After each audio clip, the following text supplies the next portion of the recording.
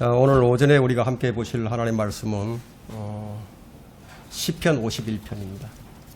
시편 51편 10절. 시편 51편은 이 다윗이 회개하는 기도입니다. 시편 51편 10절 한 절만 보겠습니다. 다 찾으셨습니까? 시편 51편 10절 한 절만 보도록 하겠습니다. 오 하나님이여, 내 안에 깨끗한 마음을 창조하시고 내 안에 바른 영을 새롭게 하소서. 오 하나님이여, 내 안에 깨끗한 마음을 창조하시고 내 안에 바른 영을 새롭게 하소서. 오늘 이 설교 제목은 새롭게 하소서. 새롭게 하소서. 그럼 무엇을 어떻게 새롭게 하라는 것인가? 새롭게 해달라고 하는데, 그러면 무엇을 어떻게 새롭게 해달라는 것인가? 이것이 오늘 설교 제목입니다. 새롭게 하소서. 그러면 무엇을 어떻게, 왜 새롭게 하라는 것인가? 이제 그것을 우리가 알아야 되겠죠? 새롭게 하는 것이야말로 이 시대에 각 개인에게나 가정에게나 또 각 교회에 가장 필요한 것입니다. 이 교회를 다녀도 아무런 성장이 없고 이제 변화가 없는 것은 무엇 때문이죠? 근데 그토록 오래 동안 교회를 다니고 성경을 읽고 기도를 하는데도 변화되지 않는 은행심사, 변화되지 않아요. 뭐 세상에 관한 얘기나 뭐 쾌락만 추구한다면은 이것이야말로 진리를 거짓이라고 광고하고 다니는 것이라 다름이 없겠죠. 우리는 매우 어려운 때 살아갑니다. 국가적으로나 또 사회적으로나 가정적으로나 아주 총체적인 위기라고 할 수 있습니다. 그럼에도 각성이 없다면 더 나빠질 수밖에 없겠죠. 우리는 어떤 문제가 발생하면 그 문제를 제대로 인식하는 것이 참 중요합니다. 우리에게 어떤 문제가 있느냐? 언제나 옳고 그름의 선택의 문제가 있어요. 우리는 이제 어떤 문제의식을 느끼게 되느냐면요, 영적인 문제와 또 이 육신적인 부분에서 이 문제의식을 좀 느껴야 합니다. 왜냐하면 그리스도인은 육신의 몸을 입고 영적으로 살아가는 사람들이에요. 우리 두 가지를 간과해서는 안 됩니다. 한쪽으로만 치우쳐서 영적으로만 생각하고 그래서는 또 안 되는 거예요. 우리는 이 두 가지 영역에서 문제가 발생할 수밖에 없는 그런 상태에 놓여 있습니다. 이런 문제의식을 느끼고 우리가 먼저 새롭게 되지 않으면 개인의 영적 성장이나 교회의 부흥은 있을 수 없습니다. 성도들은 믿음에서 자신이 멀리 떨어져 있으면서도 그 사실을 이제 감지하지 못하고 있습니다. 또 감지하고 있다 하더라도 뭐 그것을 별로 대수롭지 않게 생각하는 그런 경향들이 있습니다. 이것이야말로 자신을 피폐하게 만드는 가장 큰 요인이게 되겠죠. 대부분이 이제 습관적인 신앙생활로 이제 빠져들게 되면요, 열정이 없어져 버립니다. 그런 기쁨이 사라져 버립니다. 그럼 마음 깊은 곳으로부터 나오는 감사도 사라집니다. 그럼 감사의 찬양도 없어지죠. 그럼 신앙생활이 습관적이다. 그러면 이런 상태에서는 그가 누구라 할지라도 그 사람의 마음은 돌처럼 굳어져 있어서 말씀의 씨앗이 떨어져도 뿌리를 내릴 수 없는 그런 상태예요. 우리가 말씀을 들을 때 말씀에 대한 반응이 없다면 그럼 그 사람 마음이 굳어져 있는 상태죠. 이럴 때 우리는 이 마음을 갈아엎는 새롭게 하는 각성과 영적 부흥이 필요한 거예요. 우리 시편 51편, 이 51편은 두 단락으로 나눌 수가 있는데요. 그 10절부터 19절은 그 회개한 성도가, 구원받은 성도가 주의 뜻대로 살기 위해서 주님께 간구하는 기도예요. 그리고 영적인 삶을 살기 위해서 우리에게 필요한 것들, 그것을 이제 간구하는 그런 단락이고, 1절부터 9절은 다윗이 자신이 지은 죄에 대해서 주께 간구하는 거예요. 어떻게? 이렇게 해달라고, 저렇게 해달라고. 10절부터는 죄의 용서를 받은 사람이 어떻게 해야 하는가? 구원받은 사람이 어떻게 해야 되는가? 구원은 영적 삶의 출발이지 영적 삶의 목표가 아니에요. 완성이 아니에요. 우리는 구원받기 위해 사는 것이 아니라 구원받았기 때문에 사는 거예요. 죄의 용서를 받았다면 이제 의롭고 경건하게 살아야 합니다. 육신으로 살았다면 이제는 영적으로 살아야 한다는 거죠. 그래서 10절에서 12절은 회개한 성도가 새로운 삶, 영적인 삶, 이 승리의 삶을 살기 위해 구하는 것으로서 우리에게도 이러한 기도가 이제 필요하다는 겁니다. 이 10절에서는 회개한 성도가 첫 번째 하는 기도가 나오는데 첫째가 뭐죠? 첫째, 내 안에 깨끗한 마음을 창조하소서. 내 안에 깨끗한 마음을 창조하소서. 둘째는 내 안에 바른 영을 새롭게 하소서. 이거 우리가 할 수 없는 일이에요. 그래서 간구하는 겁니다. 그 11절은 뭐냐? 11절은 이 11절은 우리 신약 성도들에게 해당되지 않는 구절입니다. 주의 면전에서 나를 내어 쫓지 마시고 주의 거룩한 영을 내게 거두어 가지 마소서. 이건 우리 신약 성도들에게 해당이 안 된다는 거예요. 왜냐하면 구원받은 성도들 안에는 성령님께서 떠나지 않고 영원히 거하시니까.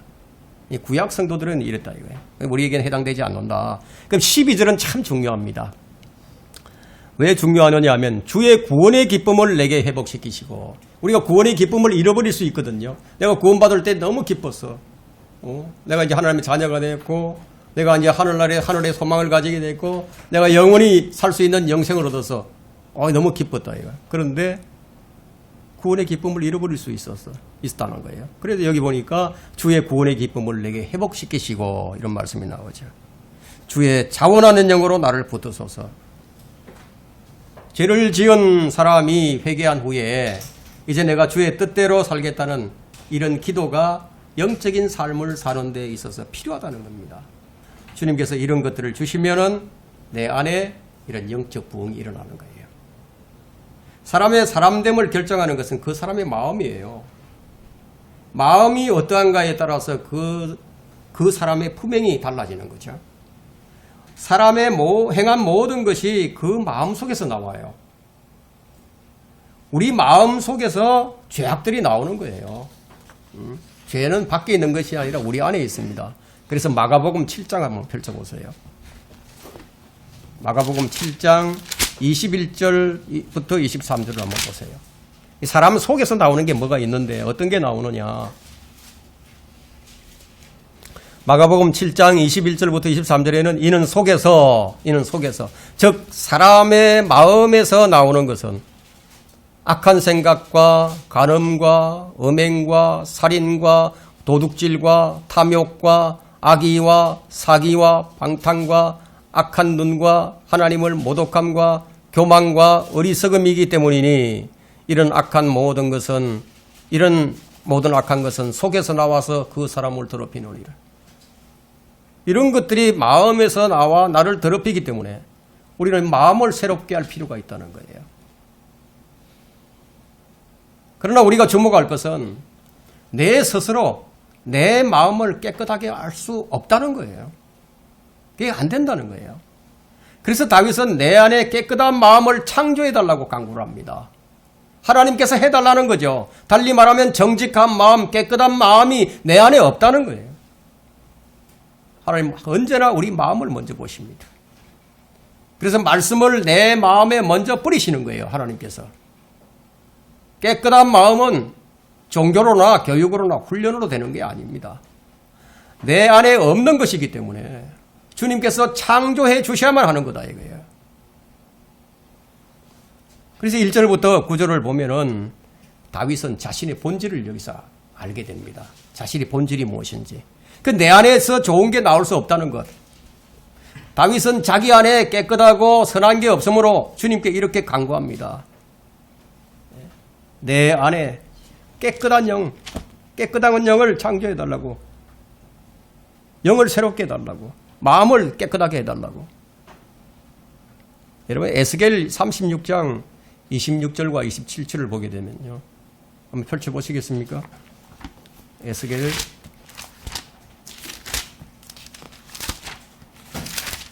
36장 26절과 27절입니다.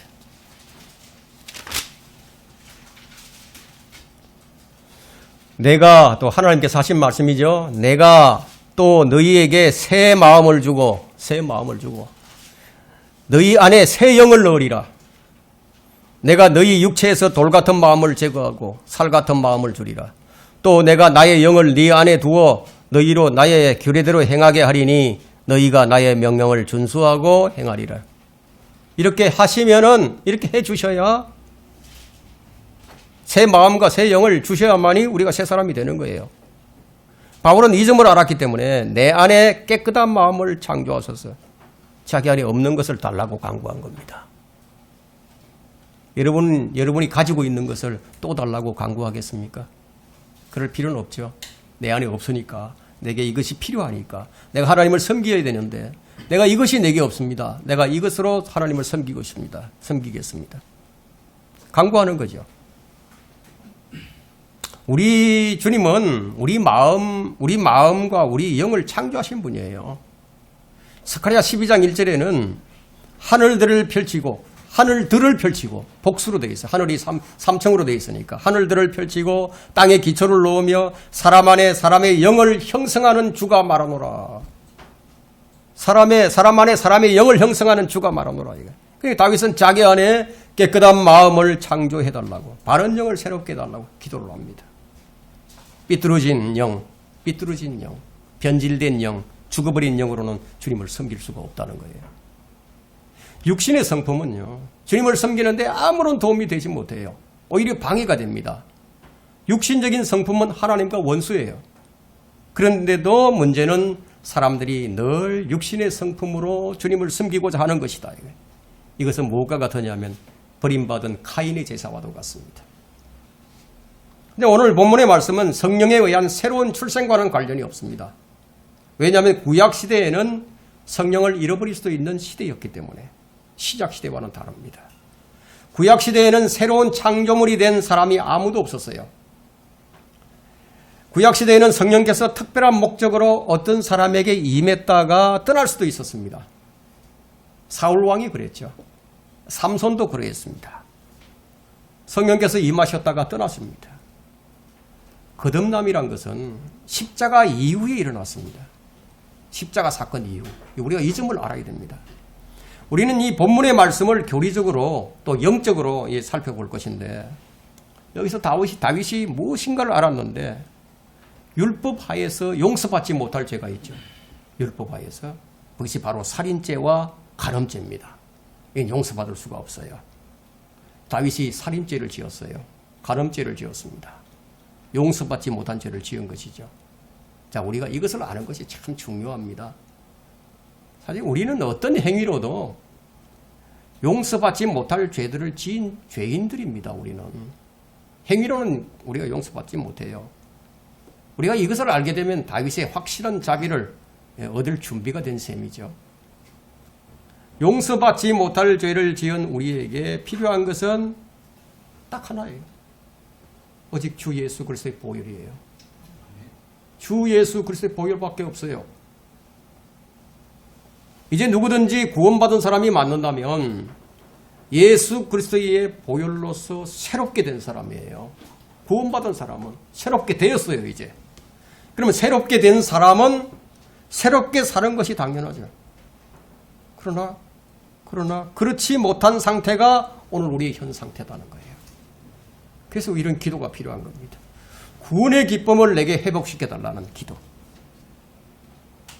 오늘 우리는 새로움에 대해서 살펴볼 것인데, 그럼 그리스도인답게 사는 것이 무엇인가? 어떤 영향을 주는 사람이 되어야 하는가? 사실 우리가 좀 잘한다고, 내가 잘해보겠다고 그렇게 했지만 그만 그것이 좋지 못한 영향을 줄 수도 있죠. 성경에는 그런 말씀도 있습니다. 고린도전서 10장 23절에는요. 모든 것이 합법적이나 모든 것이 세워주는 것은 아니요. 모든 것이 합법적이나 유익한 것이 아니라는 말씀이 있어요. 이게 무슨 말이냐면 이 말씀은 관계성이거든요. 관계성. 커뮤니케이션이에요. 소통입니다. 자, 틀린 말이 아닌데 그게 옳은 말인데도 기분 상하게 하는 말이 될 수도 있어요. 바른 말을 하는데 듣는 사람이 기분 나빠. 근데 그런 사람이 들어있죠. 그런 사람들은 이런 얘기를 하죠. 나는 틀린 말은 절대로 안 해. 이러면서 다른 사람의 감정을 상하게 하는 사람들이 있다는 겁니다. 근데 그게 무슨 말이냐면요. 네 말이 옳긴 옳은데 근데 그것이 유익하지 않다는 말이죠. 사람을 구원하는 데 있어서 율법은 한계가 있습니다. 율법으로 의롭게 될 육체는 아무도 없습니다. 사람들은 뭐 행위로서 구원받는다 이럴 때 얘기를 하면은 정말 행위로서 구원받는 줄 아는데 행위로서 구원받을 사람은 단 한 사람도 없습니다. 왜? 율법을 못 지키니까. 그 인간의 한계예요. 결국은 뭐예요? 은혜와 사랑이 있어야 되죠. 은혜와 사랑이 있어야만 인간의 구원을 완성합니다. 성경의 모든 말씀이 무엇과 연결되느냐 하면 은혜와 사랑이 연결이 된다는 거예요. 은혜와 사랑. 이것이 모든 것의 바탕이 되어야 합니다. 성경에는 이제 우리가 말을 하되 소금으로 맛을 내듯 하라는 말씀이 있습니다. 야고보서에 있죠. 같은 말을 하더라도 유익을 줄 수 있는 말을 하라는 거예요. 마음이 힘들고 정말 이 고통스러운 그런 사람을 대하는 때요. 그 사람에게 용기를 주고 또 새롭게 할 말을 해야 하는데 야, 너만 힘든 게 아니고 나도 힘들어. 이런 말을 하면서 너 때문에 너만 당하는 고생이 아니라고, 너만 당하는 게 아니라고, 나도 힘들다고, 너 때문에 나까지 힘들어지지 않느냐 이러면은 그 아픈 사람의 마음에다가 대못을 하나 더 박는 꼴이 되는 거죠. 소통이 잘 안 되면요 고통을 줍니다. 여러분 누가 사랑을 받죠? 보통 말을 예쁘게 하는 사람이 사랑을 받죠. 그러면 교회 안에서 이런 것이 필요합니다. 기본적으로 인간은 자기중심적이에요. 사람은 누구나 칭찬받고 인정받고 싶어 하는 마음이 있어요. 특히 자기 남편에게, 자기 아내에게, 자기 가족에게, 직장에서, 학교에서 칭찬과 인정받고자 하는 심량이 다 있습니다. 달리 말하면 그만큼 상처를 잘 받는다는 얘기죠. 그래서 우리는 이 말을 소금으로 맛을 내듯 하지 못해서 다른 사람에게 상처를 줄 수가 있습니다. 그러나 주님께서 하신 말씀이 있습니다. 실족시키는 사람은 실족시키는 일이 없을 수는 없으나 있을 것인데, 그러나 실족시키는 사람은 연자맥도를 목에 걸고 바다에 빠지는 것이 더 낫다고 하셨습니다. 우리가 다른 사람에게 빛을 비출 수 있는 말, 이런 말을 해야 됩니다. 근데 어떤 사람은 만나고 싶지 않은 사람이 있죠. 만나면 남의 속을 박박 긁어대는 사람이 있어요. 다른 사람에게 희망을 주고 또 용기를 주고 생명을 주고 소망의 빛을 주는 사람이 바로 소금으로 맛을 내듯 하는 사람입니다. 우리는 새롭게 되어야 합니다. 그것도 날마다 새롭게 되어야 합니다. 고린도후서 4장 16절에는 우리 속사람은 날마다 새로워지나니 이런 말씀이 있어요. 우리는 왜 새롭게 되어야 하는지를 한번 살펴보겠습니다. 첫 번째, 우리는 왜 새롭게 되어야 하는가? 구원받은 우리는 하나님의 나라의 백성으로 살아야 하기 때문이에요. 우리 그리스도인들이 이 땅에 거하고 있지만 하나님의 나라의 백성으로서 살아갑니다. 세상 사람들과는 달라요. 우리의 삶은 영적 전쟁터예요. 그럼에도 불구하고 나라는 존재는 옛 사람으로 되돌아가서 거기에서 종노릇을 합니다. 그래서 기도하고 늘 깨어있지 않는다면 옛 사람으로 돌아가서 어떻게 하느냐? 내 생각에는 그냥 자기 생각대로 믿는 거예요. 바울이 나는 날마다 죽노라고 했습니다.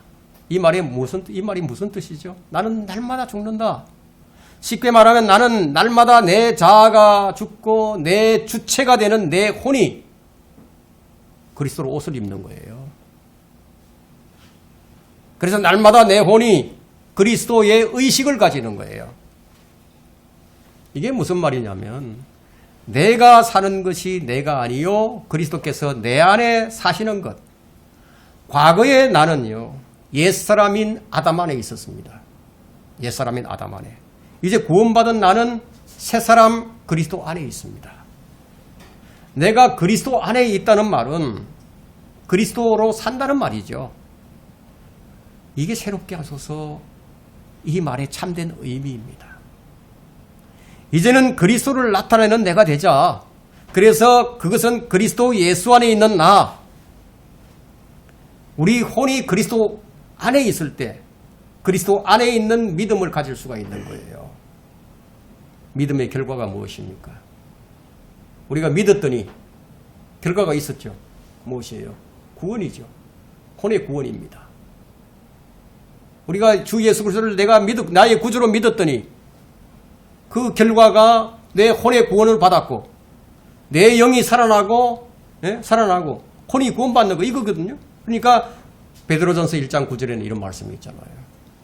이는 너희 믿음의 결과 곧 너희 혼들의 구원을 받았습니다. 그리스도 밖에 있었던 내가 이제 그리스도 안으로 들어가게 된 거다. 이게 새로운 피조물이에요. 새로운 피조물. 나의 혼은 구원받았고 나의 영은 성령으로 태어나서 하나님의 자녀가 되었다. 대부분의 성도들이 이 부분에 대한 이해가 부족합니다. 그 골로새서 3장 9절과 10절은 이것을 정확하게 설명을 해줍니다. 이건 신약 성경의 골로새서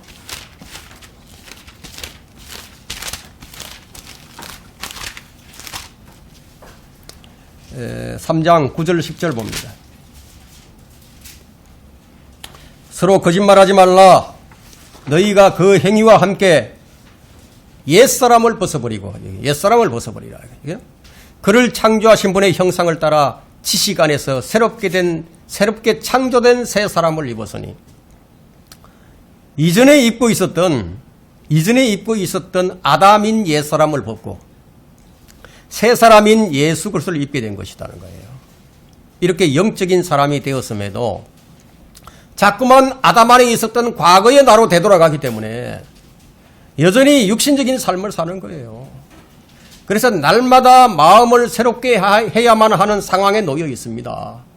달리 말하면 우리가 날마다 자기 믿음에서 예수 그리스도의 믿음으로 들어가서 내 뜻대로 하는 것이 아니라 그리스도의 뜻대로 그리스도를 의식하고 사는 것.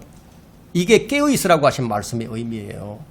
그냥 깨어있으라 그러니까 기도하고 찬송 부르고 교회 열심히 다니면 그게 깨어있는 것이다 이렇게 생각하는데 그게 아니라는 거예요. 깨어있다는 말의 의미는 예수 그리스도 안에서 그리스도의 의식을 가지고 그리스도로 생각을 하고 그 생각하고 말하고 행동하는 것, 이게 깨어있는 거예요. 그러니까 나라는 이 의식체가 그리스도 안에 있으면은 날마다 무언가를 보게 되는데 뭘 보느냐? 나를 보는 거예요. 내 마음을. 과거에는 이게 나라고 생각했던 것이 전혀 나를 볼 수 없었던 것이 이제 그리스도 안에 있으니까 나를 보는 거예요. 이전에 나는 어떠했는가? 지금의 나는 어떠했는가? 본다 이거예요. 그러면 내 마음이 분노하고 불안해하고 두려워하고 무서워하고 있는 나를 본다 이거예요. 그럴 때 우리가 어떻게 해야 되느냐? 마음을 새롭게 함으로써 변화를 받으라고 로마서 12장 2절에 말하고 있죠. 내가 더럽고 추한 생각을 하니까 자 이제부터 이 생각 다 지워버리고 내가 선한 거 좋은 생각을 하자. 그게 마음을 새롭게 하는 것이 아니라는 거예요. 무엇을 어떻게? 그리스도 안에서 창조된 깨끗한 내 마음을 사용하는 거예요. 우리 안에 두 가지 본성이 있잖아요. 새로운 본성으로 그 새로운 본성을 사용하는 거예요. 육체의 돌 같은 마음을 사용하는 것이 아니라 주님께서 창조하신 새 마음으로 그렇게 할 때 우리 삶이 변화되는 거예요. 진정한 변화가 일어난다는 거예요. 그것이 바로 하나님의 나라 안에서의 삶이에요. 하나님께서 통치하시는 삶이 되는 거예요. 그런데 내가 여전히 옛사람 아담 안에서 하는 생각을 성경이 뭐라고 얘기하느냐? 육신적인 생각이라고 합니다. 육신적인 생각. 그리고 육신적인 생각의 결과가 무엇입니까? 사망이에요. 이것은 하나님의 통치를 받지 못하는 겁니다. 성경은 겉사람을 얘기하고 속사람을 대조법을 사용해서 겉사람과 속사람을 얘기하죠. 그리고 옛사람과 새사람을 얘기합니다. 이렇게 구분합니다. 그럼 구원받지 못한 사람은 아담 안에 있기 때문에 자연스러워요. 옛사람의 지배를 받을 수밖에 없다. 그러나 구원받은 사람은 이제 그리스도 안에 있기 때문에 새 사람의 지배를 받을 수 있게 되었어요. 그러나 나라는 존재, 내 혼이 이 둘 중에 누구를 따를 것인가 매 순간 선택을 한다는 거예요. 그래서 로마서 8장 5절에 이렇게 말씀하십니다. 로마서 8장 5절 한번 펼쳐보십시오. 로마서 오늘 중요한 것을 여러분들이 이제 배웁니다. 로마서 8장 5절. 육신을 따르는 사람들은 육신의 일들을 생각하나 성령을 따르는 사람들은 성령의 일들을 생각하느니라. 자, 우리는 날마다 이게 새로워져야 하는 건데 어떻게 새로워지느냐? 로마서 13장 14절이에요. 어떻게 새로워지느냐? 로마서 13장 14절에 오직 주 예수 그리스도로 옷 입고, 주 예수 그리스도로 옷 입고, 새 사람을 입으라는 거죠. 자, 정욕을 채우려고 육신을 위해 계획하지 말라. 무슨 말입니까? 달리 말하면 저절로 안 된다는 거예요. 근데 저절로 안 된다는 거예요. 내가 옛사람을 따르게 되면 성령의 인도하심을 받지 못하고 살게 됩니다. 그러나 영의 생각은 뭐예요? 영의 생각은 생명과 화평이에요. 그래서 로마서 8장 6절에는 육신적으로 생각하는 것은 사망이나 했죠. 육신적으로 생각하는 것은 사망이나 영적으로 생각하는 것은 생명과 화평이니라. 그럼 육의 생각은, 육신의 생각은 하나님과 어떤 관계가 있느냐? 원수관계다. 원수관계. 하나님을 기쁘시게 할 수도 없어요. 그래서 로마서 8장 7절에는 육신적인 생각은 하나님과 원수가 되나니 그것은 하나님의 법에 복종하지 않을 뿐만 아니라 실로 할 수도 없습니다. 우리 육신의 성품은요, 절대로 하나님께 복종하지 않습니다. 우리 육신적인 생각은요, 하나님과 원수관계예요. 할 수 없는 일이에요. 성경이 그렇게 얘기합니다. 그럼 우리가 마음을 새롭게 하는 것은 성령을 통해서 몸의 행실을 죽이는 거예요. 내가 스스로 죽이는 게 아니라 성령을 힘입어서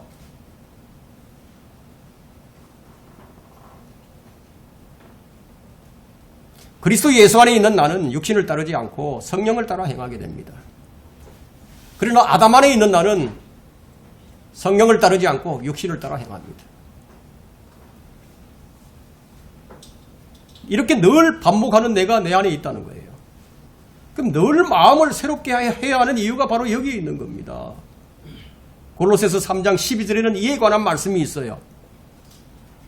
그러므로 너희는 하나님의 택함을 받은 거룩하고 사랑받는 자로서, 자, 구원받은 사람에게 하는 얘기죠.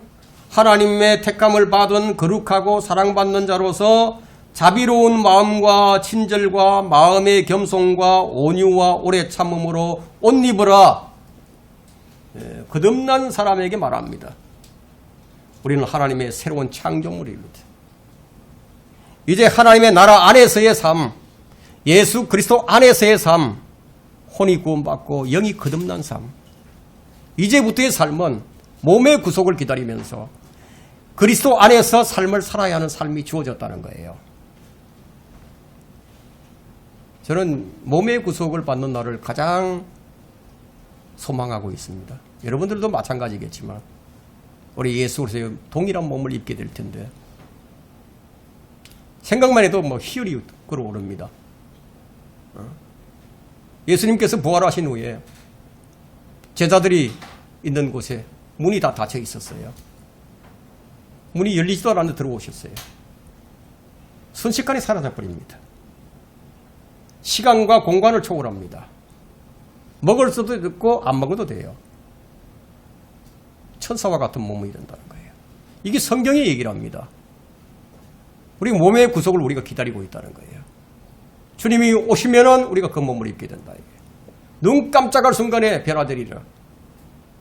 성경에 한 번만 얘기한 것이 아니고 수차례 이것을 거듭 반복해서 설명해 줍니다. 그만큼 확실하다는 거죠. 구원받은 사람에게는 바로 이것이 우리에게 있다는 거예요. 자, 우리는 이제 우리의 삶은 몸의 구속을 기다리면서 그리스도 안에서의 삶을 살아야 하는 것이 주어져 있다는 거예요. 우리가 이런 상태에 있음에도 불구하고 문제는 여전히 아담 안에서 살려고 하기 때문에 때때로 하나님을 거역하게 되고 또 때때로 하나님과 원수가 되고 이것이 늘 문제를 일으킵니다. 구습을 쫓는 옛사람의 행태가 아직도 여전히 남아있었어. 그래서 날마다 자기를 부인하고 자기 십자가를 지고 예수 그리스도를 따르라고 하신 말씀이 바로 이 말씀입니다.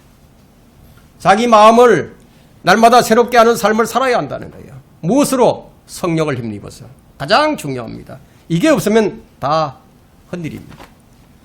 디모데후서 1장 13절 한번 펼쳐보세요. 디모데후서 1장 13절, 14절 이 두 구절은 여러분들이 정말 기억해야 됩니다. 정말 기억해야 됩니다. 매 순간 이걸 의식해야 됩니다. 내가 정말 성령을 힘입어서 일을 하고 있는가? 내가 정말 성령을 힘입어서 지금 생각을 하고 있는가? 늘 살펴야 된다는 거예요. 한번 보세요. 디모데후서 1장 13절과 14절에 보세요. 너는 그리스도 예수 안에 있는 믿음과 사랑 안에서 내게 들은 건전한 말씀들의 본을 굳게 붙잡고 우리 안에 거하시는 성령을 힘입어 네게 맡겨진 그 좋은 것을 지키라. 가장 중요한 것이 우리가 성령을 힘입는 거예요. 우리는 성령님 내 안에 계시지만 내가 성령을 힘입지 않을 수도 있고 힘입을 수도 있어요. 우리 능력으로는 안 돼요. 그러면 성령을 힘입으려면 어떻게 해야 되느냐? 기도와 말씀에 전념해야 된다. 그래서 마음의 말씀대로 이루어지는 것을 믿고 그래서 모든 출발이 마음을 새롭게 함으로써 시작이 되어야 한다는 겁니다. 우리 육신은 현실적인 것만 봅니다. 현실적인 것만 보니까 뭘 달라고 그러죠? 하나님 이것 좀 주세요. 저것 좀 주세요. 이렇게 정욕적인 기도를 하게 되죠. 그런데 성령을 힘입게 되면 기도가 달라집니다. 기도가 달라진다. 하나님은 말씀을 이루시는 분이에요. 우리의 정욕을 이루시는 분이 아니에요. 여러분 마음의 말씀대로 이루어진 간정이 가득 채워져야 됩니다. 그러면 어떤 결과가 오느냐예요. 현실과는 다르게요. 의와 화평과 기쁨이 넘쳐나게 됩니다. 이것이 성령 안에서의 삶입니다. 그런 사람은 항상 기뻐하고 항상 감사하고 항상 기도하고 항상 성령으로 충만한 사람이 되는 거예요. 현실은 여전히 변함이 없는데 근데 그리스도 안에서 말씀이 이루어지려 가는 것을 보게 되니까 기쁜 거죠. 기쁜 거다 이거예요. 요한복음 3장 4절과 5절에는 니고데모로 하는 유대인 관원이 주님께 물어서 말씀을 드리기를 사람이 늙으면 어떻게 태어날 수 있나이까? 사람이 자기 어머니의 태에 두 번째 들어갔다 다시 태어날 수 있나이까? 이렇게 질문을 합니다. 네? 그러니까 예수님께서 대답하시기를 진실로 진실로 내가 네게 말하노니 사람이 물과 성령으로 태어나지 아니하면 하나님 나라에 들어갈 수 없느니라. 예수님이 거짓말하신 거 아니잖아요. 그러면 거듭나지 않으면 하나님 나라에 못 들어가는 거죠. 거듭나야 들어가죠. 근데 개신교에서는 거듭남이 뭔지를 몰라요. 그래서 저는 감리교회를 오랫동안 다녔는데 감리교회 다닐 때 이제 목사가 늘 하는 얘기가 여러분이 앉은 자리가 거듭나야 되는 자리가 되어야 됩니다. 이렇게 늘 그렇게 설교를 하곤 했어요. 처음에 나는 그걸 몰랐을 때는 뭐 그런가 보다 생각했는데 성경을 알고 나니까 그게 아니잖아. 기가 막힌 일들이 일어납니다. 지금. 거듭나야만 들어가는 영적인 나라, 육체의 출생으로는 육체로 출생한 우리는 다시 한번 출생을 해야 되는데 성령으로 한 번 더 태어나야만 영적인 하나님 나라로 들어간다는 거예요. 이건 보이는 나라도 아니고 만질 수 있는 나라도 아니고 하나님의 나라는 물리적인 나라가 아니라 먹고 마시는 나라가 아니다. 영적인 나라다. 이 부분에 관해서 개역 성경을 쓰는 사람들은 이걸 구분하지 못합니다. 영과 혼을 구분하지 못하듯이 물리적인 나라와 영적인 나라를 구분하지 못합니다. 왜냐하면 영혼이라고 하니까. 영과 혼이 아니고 그냥 영혼이라고 얘기한다. 그 주님께서는 영적인 하나님의 나라에 관해서 말씀해 주셨는데 누가복음 17장 21절에서 유대인들이 물었어요. 하나님의 나라가 무엇이냐고 물었단 말이에요. 근데 주님께서 말씀해 주셨죠. 또 사람들이 보라 여기 있다. 또 보라 저기 있다. 그것도 말하지 못하리니 보라 하나님의 나라가 너희 안에 있기 때문이라. 우리 안에 누가 계십니까? 성령님이 계신다. 성령 안이 하나님의 나라다 이거예요. 하나님의 나라는 우리 안에 있어요. 성령 안에는 우리 마음의 의와 화평과 기쁨이 없다면요. 그건 그리스도인으로서 잘못 사는 거예요. 우리는 새로운 피조물이에요. 구원받는 순간에 고린도후서 5장 17절의 말씀처럼 그런 적 누구든지 그리스도 안에 있으면 새로운 피조물이라. 옛것은 지나갔으니 보라 모든 것이 새롭게 되었도다. 이게 영적인 새로움이잖아요. 우리 새롭게 된 사람들이에요. 주님과의 관계가 새로워졌어요. 우리가 날마다 새롭게 되어야 하는 것은 새로운 피조물이 되었기 때문에 하나님의 나라 안에서의 변화가 일어나야 하기 때문에 그래서 우리는 날마다 새롭게 변화되어야 한다. 여러분은 새로워졌습니까? 새로워졌습니까? 어떤 목사의 아내의 간증을 소개하려고 합니다. 한 25년간을 목사의 아내로 살아왔는데 자기 속사람이 어떤 옷을 입고 있는지 잘 알지 못했습니다. 그녀는 자신의 삶에 더 이상 아무런 소망이 없음을 발견하고 죄책감이 생겼어요. 그래도 우울증이 왔습니다. 절망감, 패배감 속에서 살아가야만 하는 거예요.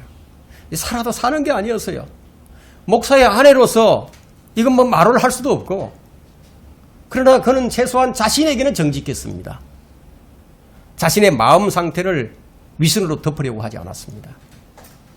자신 안에 성경의 뼈대가 세워져 있지도 않았고 믿음의 구조에 대해 구조가 세워져 있지 않다는 것을 알게 된 거예요. 그래서 확신도 소망도 없이 그냥 떨어지지 않으려고 뭐 안간힘을 써가면서 그냥 매달리고 있는 거예요. 매달려 있는 거야.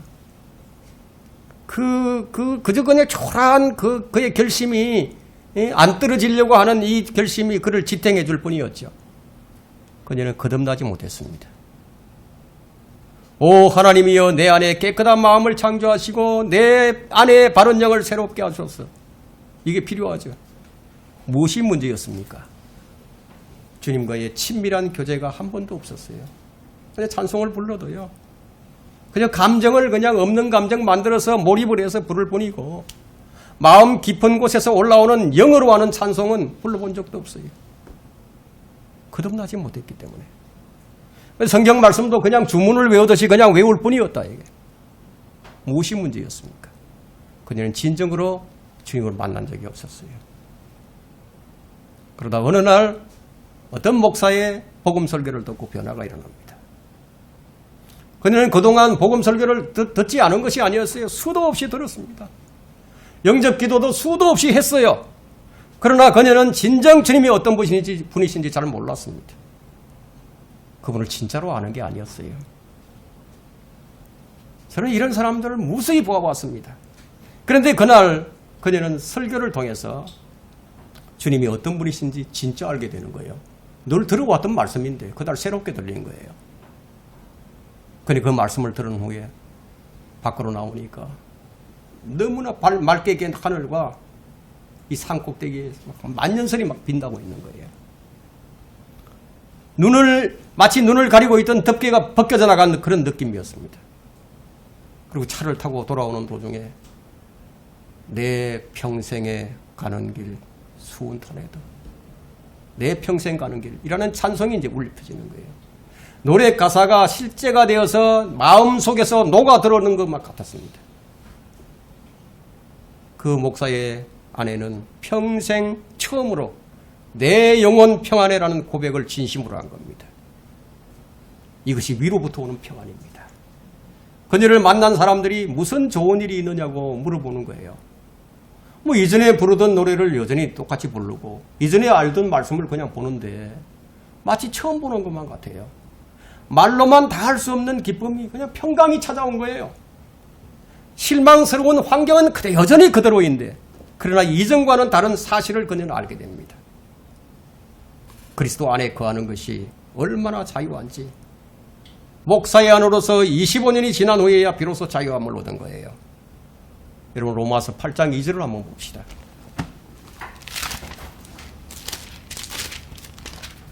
로마서 8장 2절에는요.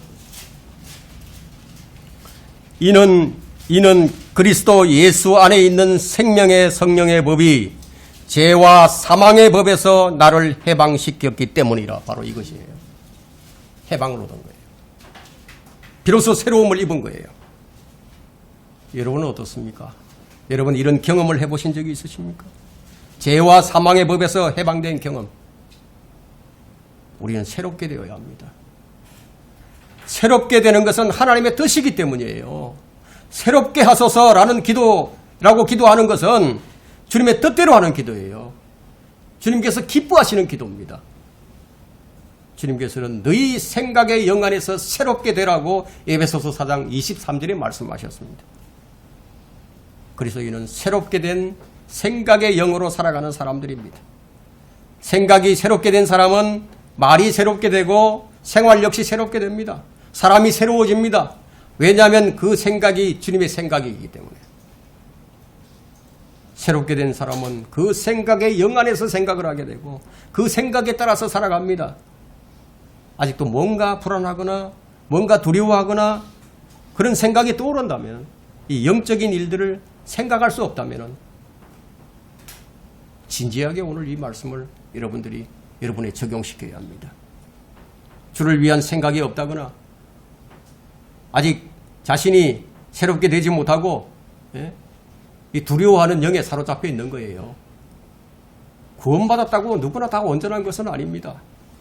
우리는 아직도 우리 몸이 구속을 받지 못했다는 이것을 기억해야 됩니다. 우리 몸이 구속을 받는 그날까지는 우리는 어쩔 수 없어요. 갈등할 수밖에 없어요. 두 가지 본성을 여전히 가지고 있으니까요. 두 번째 우리가 새롭게 되어야 할 것은 무엇인가? 먼저 우리는 우리의 마음을 새롭게 해야 합니다. 로마서 12장 12절에는 먼저 우리 마음을 새롭게 하라고 했습니다. 우리가 세상과 일치하고 있다면요. 우리는 다윗처럼 새롭게 해주기를 구해야 합니다. 한때는 믿음이 좋았고 한때는 열정이 있었고 한때는 하나님과 깊은 교제가 있었다면 다시 새롭게 해주기를 구하면 된다. 예레미야 애가 5장 21절에는요. 오 주여 주께서는 우리를 주께로 돌이키소서. 위대한 말씀이에요. 이 말씀은 우리가 문맥을 잘 들여다봐야 됩니다. 오 주여 주께서는 우리를 주께로 돌이키소서. 그러면 우리가 돌이켜지리이다. 내가 돌이키겠다는 것이 아니에요. 우리의 날들을 옛날같이 새롭게 하소서. 참 위대한 말씀입니다. 이 말씀을 우리가 주목해보면 예레미야가 우리가 돌이킬 때니 새롭게 해달라는 것이 아니에요. 오 주여 주께서 우리를 주께로 돌이키소서. 주님께서 해달라고 지금 그렇게 간구하는 걸 볼 수 있습니다. 참 이 우리의 상태가 얼마나 아무것도 아닌지 알 수 있죠. 스스로 돌이킬 수 있는 능력마저도 없어요. 여러분들도 이런 경험들이 많이 있을 겁니다. 자백을 하려고 해도 진정한 자백이 안 나와요. 기도를 하려고 해도 진정한 기도가 잘 안 돼요. 이런 경험이 있을 거예요. 무엇 때문인가? 마음에 절실함이 없기 때문이에요. 마음에 애통함이 없어요. 그냥 근성으로 하는 거예요. 어쩌면 장난삼아서 하는지도 모르죠. 처절한 뉘우침과 처절한 아픔이 마음 깊은 곳으로부터 나오지 않아요. 제대로 하려고 해도 잘 안 돼요. 그래서 이런 기도가 필요합니다. 잘 안 되니까 내가 어찌할 수 없으니까 주님 이 좀 도와달라고, 나 좀 도와달라고, 내 마음을 새롭게 하소서, 이런 기도가 필요하다는 거예요. 이런 상태에 있는 나에게 돌이킬 수 있는 마음을 달라는 거예요. 어쩔 수 없는 나를 좀 이끌어 달라고. 이게 전적인 의지함이 아니겠어요? 내가 어디에서 떨어졌는지, 무엇이 잘못되었는지 그것을 찾아내어서 그 죄의 엄중함을 깨닫고 자백하면서 주님께서 나를 좀 돌이키게 해달라고, 성령님께서 좀 개입하게 해달라고 이렇게 구해달라는 거예요. 구하라는 거예요. 주께로 돌이키는 것이 새롭게 되는 길입니다. 이것이 우리의 기도의 제목이 되어야 합니다. 우리는 우리의 생활 전부가 새로워져야 합니다. 일부분만이 아니라 전부라야 한다는 거예요. 그런데 어떻습니까? 조금도 변하지 않고 우리의 생활 방식이 아직도 그대로인 경우가 많아요. 조금 좀 변했다가 다시 예전으로 되돌아가는 사람들도 있습니다. 왜 그렇게 된 것입니까? 내적인 변화 없이 외적인 변화만을 추구했기 때문이라는 거예요. 내적인 변화 없이 외적인 변화가 있을 수 없어요. 우리가 노력을 해서 훈련으로 만들어진 것들은 오래가지 못해요. 사람의 감정과 이성으로 만들어진 것들은 결코 오래가지 못합니다. 세상이 주는 평안함이 얼마나 갈 것 같습니까? 곧 깨져버립니다. 그런 상태로는 결코 생수가 되어서 넘쳐 흐를 수가 없어요. 우리의 평안은 위로부터 오는 평안이어야만 합니다. 주님 주시는 평안은 그 누구도 빼앗아갈 수 없는 평안입니다. 여러분의 이런 평안함이 있으십니까? 저는 한 번도 제게 주신 평안함을 빼앗겨 본 적이 없습니다. 제가 처음 구원받을 때 그때 주신 이 위로부터 오는 평안은 아무도 빼앗아갈 수 없어요. 완전한 죄로부터의 자유함. 여러분 그리스도의 사랑을 느껴보셨습니까? 그리스도의 사랑에 어떤 능력이 있는지 아십니까? 고린도후서 5장 14절을 한번 펼쳐보세요. 그리스도의 사랑에 어떤 능력이 있는지 성경이 답을 줍니다. 고린도후서 5장 14절 15절 봅니다. 자, 그리스도의 사랑이 우리를 강권하시느니라. 강력하게 권고를 한다는 거죠. 이는 한 사람이 모든 사람을 위하여 죽으면 예수 그리스도가 모든 사람을 위해 죽었어요. 모든 사람이 죽은 것이라고 우리가 판단하기 때문이라. 그가 모든 사람을 위하여 죽으신 것은 산 자들이 다시 살아난 자들이 이제부터는 더 이상 자신들을 위하여 살지 않고 자기들을 위하여 죽었다가 다시 살아나신 그분을 위해 살게 하려는 것이라. 거듭난 사람은 이렇다는 거예요. 그리스도의 사랑의 강권이 있다는 겁니다. 이런 현상은 구원받은 사람에게만 나타나는 특징입니다. 여러분은 이런 그리스도의 사랑의 강권하심을 받아본 적이 있으십니까? 참으로 나를 위해서 생명을 주신 하나님의 아들을 위해서 지금 내가 살고 있는 것인가? 그것을 묻는 거예요. 그리스도의 사랑이 이렇게 살도록 강권하십니다. 이것이 바로 생명의 새로움 가운데서 사는 것을 말합니다. 내가 아닌 그리스도로 사는 것이 바로 새로움으로 사는 거예요. 저는 여러분에게 영적인 깊이가 있기를 간절히 바랍니다. 내적인 변화가 없는 외적인 변화는 껍데기에 불과합니다. 여러분은 새롭게 변화되기를 원하지 않으십니까? 우리 자신과 우리 가정과 우리 교회가 더 나은 모습으로 변화되기를 원할 것입니다. 우리의 주님도 새롭게 되기를 원하고 계십니다. 그렇다면 우리는 새롭게 되기를 구해야 되겠죠. 죄는 누구나 지을 수 있고요. 잘못할 수 있어요. 그러나 그것보다 더 나쁜 것은요. 새롭게 되려는 의지가 없는 자체가 나쁜 거예요. 주님은 우리에게 새 영을 주셨어요. 그리고 새 마음을 주셨어요. 이제 우리에게 남은 것은 새롭게 살아갈 필요만 남아있는 거죠. 새롭게 살아가야 된다. 새롭게 되지 않으면 우리는 죽은 길을 가는 겁니다. 그래서 에스겔 18장 31절에는 이런 말씀이 있습니다. 여러분들 이 말씀을 마음에 새기길 바랍니다. 너희가 범한 너희의 모든 행악들에서 떠나 새 마음과 새 영을 가지라. 오 이스라엘 집아 너희가 어찌하여 죽고자 하느냐. 세 번째, 우리를 새롭게 하시는 분은 하나님이십니다. 우리는 스스로 돌이킬 수도 스스로 새롭게 할 수도 없습니다. 그러나 주님은 말씀으로 우리를 새롭게 하십니다. 말씀으로. 매일 먹는 음식도요. 여러분 아마 새롭게 만들어 먹으려고 할 겁니다. 우리가 살고 있는 집도 계절이 바뀌고 해가 바뀌면 새롭게 단장하려고 할 때가 있습니다. 분위기를 좀 바꿔보려고 할 수도 있고요. 살다 보면 좀 불편해서 고칠 수도 있습니다. 신앙생활도 마찬가지예요. 매일 새로워져야 되고 매주 듣는 설교도 새롭게 들려야 하는 거예요. 매일 읽는 성경도 새롭게 읽혀져야 한다는 거예요. 매일 하는 기도도 새롭게 드려져야 한답니다. 어떻게 새로워질 수 있는가 하면 시편 103편 5절에서는 좋은 것으로 내 입을 흡족게 하시니 네 젊음이 독수리의 젊음같이 새로워지도다. 주의 말씀이에요. 주의 말씀을 먹는 거예요. 그럴 때 생각이 새로워지고 말씀이 새로워집니다. 여러분은 새로워져야 합니다. 아직도 저주받은 상태로 있다면 새로워져야 된다 이거예요. 새로워졌다가 다시 오염되지는 않았습니까? 주님은 모든 것을 새롭게 하시는 분이십니다. 우리는 말씀을 가까이 하고 묵상을 해야 됩니다. 여러분, 묵상은 참 중요합니다. 저는 묵상할 때 가장 하나님의 말씀이 가장 깨달음이 많이 옵니다. 그렇다고 내 생각으로 생각하는 것은 묵상이 아니에요. 묵상이라는 것은 성령님의 개입이 있어야 됩니다. 그럴 때 깊은 깨달음이 옵니다. 이제 주님께서 오시면은 우리 몸도 새롭게 해주실 거예요. 우리 이제 혼은 구원은 받았고, 우리 영은 거듭났지만, 아직은 우리 사망의 몸을 입고 있습니다. 우리는 몸의 구속을 기다리는 사람들입니다.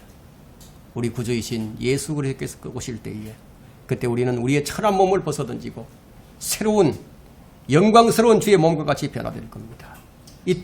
이때가 온전한 새로움을 입는 때예요. 그때는 더 이상 새로움을 입으려고 할 필요도 없어.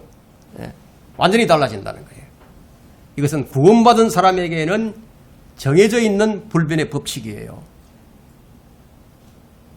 그럼에도 불구하고 아직까지 생각이 전혀 바뀐 것도 없고 뭔가 달라진 것도 없는 사람이라면 교회를 다닌다는 것과 성경을 읽는다는 것, 찬송가를 부를 줄 알고 교회의 용어들을 몇 개 아는 것 외에 달라진 것이 무엇이에요? 여전히 세상을 즐기고 있고 세상으로부터 성별이 잘 안 되면은 어떻게 해야 되느냐? 새롭게 해달라요. 구해야 된다는 거예요. 너희는 이 세상과 일치하지 말고 너희 마음을 새롭게 함으로써 변화를 받아 하나님의 선하시고 기뻐하시고 온전한 뜻이 무엇인지 입증하도록 하라요. 하나님의 선하시고 기뻐하시고 온전하신 뜻을 입증하는 삶이 새롭게 된 사람의 삶이에요. 주님은 장차 우리 몸뿐만 아니라 이 땅도 새롭게 하실 겁니다. 시편 104편 30절에는 주께서 주의 영을 보내시어 그들이 창조되었으니 주께서 지면을 새롭게 하시나이다.